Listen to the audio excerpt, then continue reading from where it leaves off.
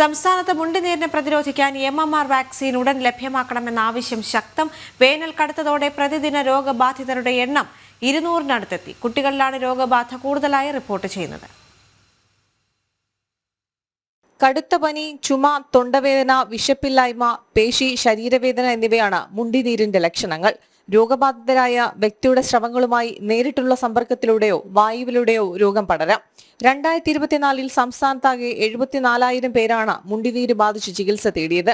5 മുതൽ 15 വയസ്സ് വരെയുള്ള കുട്ടികളെയാണ് രോഗം കൂടുതൽ ബാധിക്കുന്നതെങ്കിലും മുതിർന്നവരിലും രോഗം പിടിപെടുന്നുണ്ട്. 1.5 മാസത്തിനിടെ 9,763 പേർക്ക് മുണ്ടിനീര് സ്ഥിരീകരിച്ചു.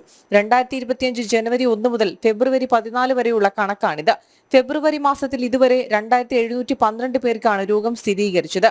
MMR വാക്സിൻ എടുക്കുന്നതിലൂടെ നേരത്തെ മുണ്ടിനീരിനെ പ്രതിരോധിക്കാൻ കഴിഞ്ഞിരുന്നു. എന്നാൽ 2016 MMR ഒഴിവാക്കി. മീസൽസ്, റുബല്ല രോഗത്തിനായിട്ടുള്ള വാക്സിനാണ് നിലവിൽ സർക്കാർ ആശുപത്രികളിലുള്ളത്. MMR വാക്സിൻ ലഭ്യമാക്കണമെന്നാവശ്യപ്പെട്ട് കേന്ദ്രത്തിനെ കേരളം ഇതുവരെ സമീപിച്ചിരുന്നില്ല. ജനം, തിരുവനന്തപുരം.